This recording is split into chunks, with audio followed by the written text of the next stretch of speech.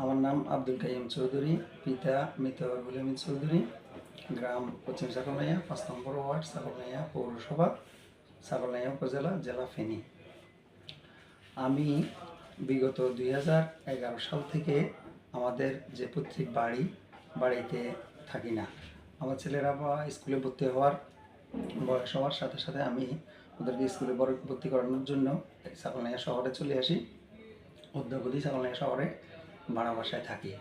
এমত অবস্থায় আমার ছেলেরা বড় হয়েছে, বর্তমানে তারা পড়ালেখা করছে, কিছুদিন পরে পড়াশোনা শেষ হবে, হয়তো তাদের বিয়ে শাদী দেওয়া লাগবে। এই জন্য আমার ঘরের প্রয়োজন। বাড়িতে একটা পৈতৃক ঘর আছে, সেখানে ছোট 2 ভাই থাকে, সেখানে সবাই তো থাকা সম্ভব না। এই জন্য আমি চিন্তা করলাম যে একটা নতুন করে ঘর তৈরি করব। এই জন্য আমার ভাইদের সাথে আমি আলাপ করি, আত্মীয় স্বজন দিয়ে, আমার মামাদেরকে দিয়ে কথা বলি আমাকে জায়গা নির্ধারণ করে দেওয়ার জন্য। এখানে বলে রাখা ভালো, আমার ছোট ভাই একজন আব্দুল কুদ্দুস চৌধুরী, পুলিশের ডিআইজি, বর্তমানে সিলেট মেট্রোপলিটন কমিশন হিসেবে কর্মরত। আর একজন তানজিমুল উম্মা ফেনী মহিলা শাখার প্রিন্সিপাল এবং হাফেজে কোরআন, সে সেখানে মাদ্রাসায় কর্মরত আছে। আর এক ভাই বাড়িতে থাকে, সে বাড়িতে মাদকের ব্যবসা থেকে শুরু করে চোরাচালান, সন্ত্রাসী, এই জাতীয় কাজকর্মে লিপ্ত আছে। এখন মূলত আমি বাড়িতে ঘর করতে চাইছি। ওদেরকে জায়গা নির্ধারণ করে দেওয়ার জন্য বারবার বলা হয়েছে, তারা একজন আরেকজনের উপর চাপায়, জায়গা নির্ধারণ করে দেয় না। পরবর্তীতে বিভিন্ন কথাবার্তা বলে, বাড়িতে ঘর করলে বাড়ির সৌন্দর্য নষ্ট হবে, ঘর করা যাবে না, এই জাতীয় কথাবার্তা বলে। আমার মামাদেরকে জানাই, আমাদের আত্মীয় স্বজন, বাড়ির গণ্যমান্য এলাকার লোকজনদেরকে জানাই, সবাই বলছে তাদেরকে তারা আমাকে বাড়িতে ঢুকতে দিবে না, ঘর করতে দিবে না, এই ধরনের তার মানসিকতা। এক পর্যায়ে আমার এই যেজন নাসির উদ্দিন, হাফেজ নাসির উদ্দিন, সে বর্তমানে তানজিমুল উম্মা মাদ্রাসায় কর্মরত, সে একজন কোরআনে হাফেজ, অথচ সে বলে বাড়িতে আমাকে ঘর করতে হলে বাড়িতে একটা পুকুর আছে, পুকুরটা আমরা 2 জনে ভরাট করে দিতে হবে। কিন্তু আমার কথা হচ্ছে, আমরা অংশীদার 6 জন, এখানে আমরা 2 জন কেন পুকুরটা ভরাট করব? এটা তো ভরাটের প্রশ্নই আসে না। আর আমরা বর্তমানে 6 ভাই এবং আমার মা জীবিত আছে, এক বোন আছে। বোনের সম্পদ বোনকে বুঝিয়ে দেওয়া হয়েছে। বর্তমানে আমরা সম্পত্তির মধ্যে আমরা 6 ভাই এবং মা অংশীদার। কিন্তু এই হাফেজ, সে আলেম এবং সে আবার মাদ্রাসার একটা মসজিদের খতিবের দায়িত্ব পালন করে, অথচ সে সম্পূর্ণ অনইসলামিকভাবে, অন্যায়ভাবে বলে যে আমার মা ভাগ পাবে না, মাকে ভাগ দিবে না। এবং আমাদের একটা পৈতৃক বাড়ি, পুকুর এবং একটা ঘর আছে, তো আমরা সমানভাবে বাড়ি পুকুরে যেরকম অংশীদার, সেরকম ঘরের মধ্যেও আমি অংশীদার এবং আমার হিস্সা আছে। কিন্তু তারা বলতে চায় যে আমাকে ঘর দিবে না, আমাকে ঘর দিবে না, আমার মার কোনো হিস্সা নাই, মার ভাগ হবে না। তো এই সমস্ত কথা, এগুলা তো আর সব কথা অন্যায় কথা মানা যায় না। এই অবস্থায় অনেক দিন, আজকে প্রায় 1 বছরের উপর এগুলো নিয়ে চলতেছে আলাপ আলোচনা, তারা কোনো মতেই আমাকে বাড়িতে ঘর করতে দিবে না। এরপরে আমি এই বছর 2025 সালের 16 ফেব্রুয়ারি একটা জায়গা নির্ধারণ করে বাড়িতে ঘর করার সিদ্ধান্ত নিই। আমি যখন বাড়িতে যাই, এই কলিমউদ্দিন আমার উপর হামলা করে আমার একটা দাঁত ভেঙে ফেলে। এরপরে আমি সাথে সাথে থানায় আসি মামলা করার জন্য।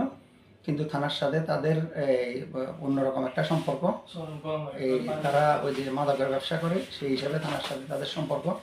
তারা ওই আমার মামলা নিচ্ছে না, গড়িমসি করতেছে।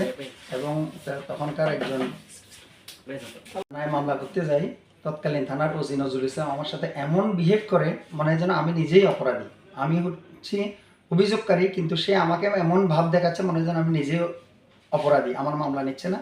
পরবর্তীতে এটা নিয়ে আমি দৈনিক যুগান্তর এবং ফেনীর একটা পত্রিকা কালবেলায় এটা নিয়ে রিপোর্ট হওয়ার পর পরে বসি আমাকে ডেকে নিয়ে কোনো রকম একটা মামলা, মানে যেটা দিয়ে কিছুই হয় না এরকম একটা মামলা সাজাই প্রেরণ করে দিয়ে, যেটা দিয়ে আর কিছু হয়নি।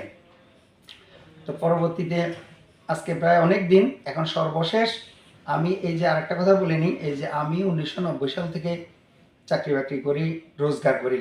আমাদের ছোট এই যে হাফেজ নাসির বা কলিম, এদেরকে আমার পয়সায় আমি লালন পালন করি, আমার পয়সায় খাই, তারা বড় হয়েছে, পড়ালেখা করাইছি।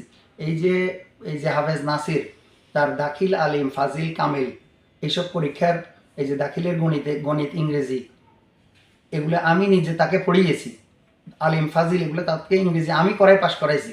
আমার পয়সা দেওয়া ছাড়া তাদের ফর্ম ফিল আপ হচ্ছে না, কারো হয় নাই কখনো। আমার আব্বা ছোট চাকরি করতো, ছোট একটা কাজ করতো, সামান্য টাকা রোজগারে আমাদের 7 ভাই বোনের পড়ালেখার খরচ অনেক টাফ ব্যাপার, এটা কোনো রকমেই ব্যবস্থা করতে পারতেন না। আমি সেই এসএসসি পাশ করার পর থেকে চিটং চলে যাই, ইন্টারমিডিয়েট পাশ করে ডিগ্রি পাশ করি 1990 সাল থেকেই বিভিন্ন ফার্মে চাকরি বাকরি করি, বাড়িতে টাকা পয়সা দিই এবং টাকা পয়সা কিছু জমাই।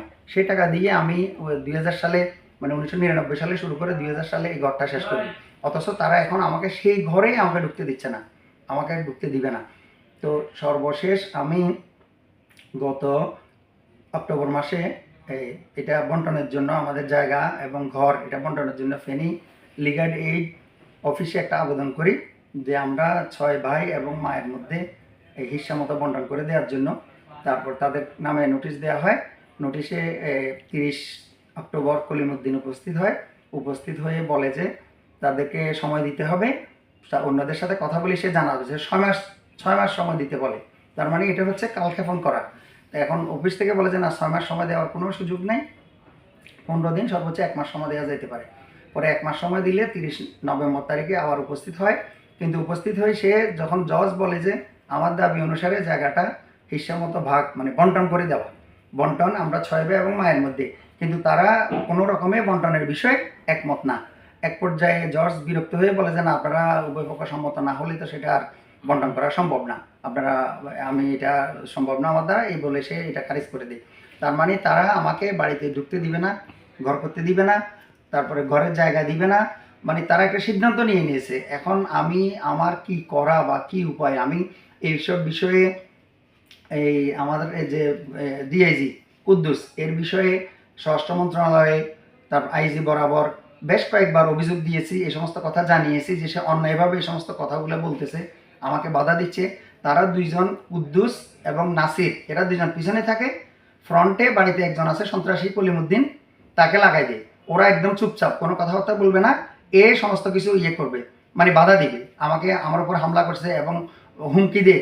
ইদানিং গত কয়েকদিন আগে সে আমার মামার নিকট জানাইছে আমাকে সে একটা কিছু করে ফেলবে, সে আমাকে দোষ দিতে পারবে না। অর্থাৎ আমি বলছি যে এখানে না হলে আমাকে তো কোর্টে যেতে হবে বন্টনের মামলা করার জন্য, আমি যাতে কোর্টে না যাই সেই জন্য আমাকে আগের থেকে হুমকি দেওয়া শুরু করছে, আমাকে মারি ফেলবে, কাটি ফেলবে। এখন আমি যেটা দেখতেছি, আমি যদি বাড়িতে যাইতে চাই বা যাই বা চিন্তা ভাবনা করি, আমার উপর বড় ধরনের একটা হুমকি মানে একটা হামলা বা প্রাণনাশের আশঙ্কা, এরকম একটা আশঙ্কা তৈরি হয়েছে। এখন আমি এই পুলিশ প্রশাসন, সরকার এবং প্রশাসনের নিকট তথা পুলিশ প্রশাসন এবং স্বরাষ্ট্র মন্ত্রণালয় এবং স্থানীয় প্রশাসন সবার নিকট বিনীত আবেদন জানাচ্ছি যে আমাদের বাড়িতে এবং বাড়িতে আমাদের পৈতৃক সম্পত্তি এবং ঘর হিস্সা মতো আমরা 6 ভাই এবং মায়ের মধ্যে বন্টনের ব্যবস্থা করে দেওয়ার জন্য আমি বিনীতভাবে, অত্যন্ত বিনীতভাবে সবার নিকট অনুরোধ জানাচ্ছি। এই আমার বক্তব্য। ধন্যবাদ।